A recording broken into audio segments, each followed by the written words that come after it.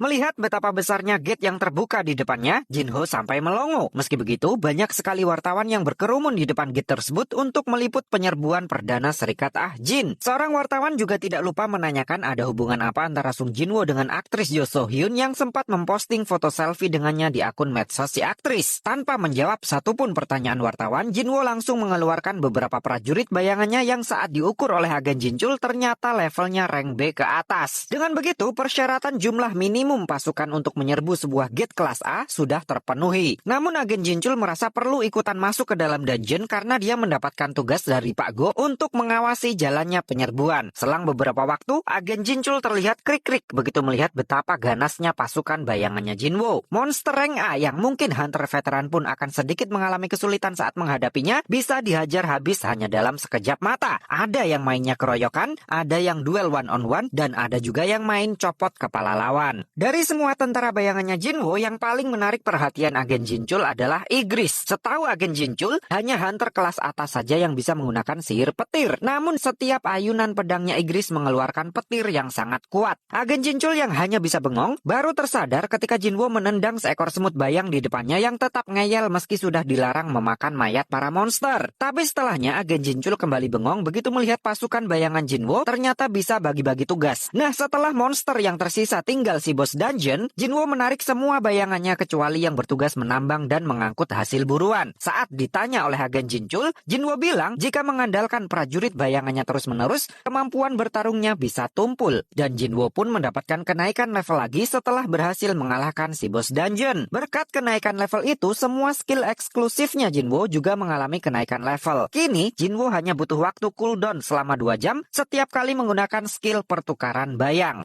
Agen Jinchul jelas terkejut. Sisik naga yang terkenal sangat kuat sebagai bahan untuk membuat perisai nyatanya bisa dihancurkan dengan mudah oleh Jinwo hanya dengan 2 bilah pisaunya. Setelah itu matanya jadi semakin melongo begitu melihat Jinwo membangkitkan jiwa si bos dungeon untuk dijadikan sebagai tentara bayangannya yang baru yang kemudian diberi nama Jima. Karena si bos dungeon sudah kalah, dungeon akan segera tertutup dalam 1 jam. Di luar dungeon, para wartawan yang masih setia memburu berita terlihat shock begitu melihat bayangan besar muncul dari balik gerbang. Namun begitu yang keluar ternyata adalah Tusk yang membopong mayat si bos dungeon, semuanya tampak terkejut. Siapa sangka gate kelas A bisa diselesaikan secepat itu. Sementara agen Jinchul terlihat pucat pasi seolah baru menyaksikan pembantaian massal. Dan memang seperti itulah yang dia laporkan kepada Pak Go. Pak Go sendiri kemudian merasa bersalah sudah menyebut Jinwo sebagai one man raid karena sejatinya lebih layak disebut sebagai one man guild. Di saat yang sama, sebuah gate berukuran raksasa muncul di langit Shinjuku, Jepang.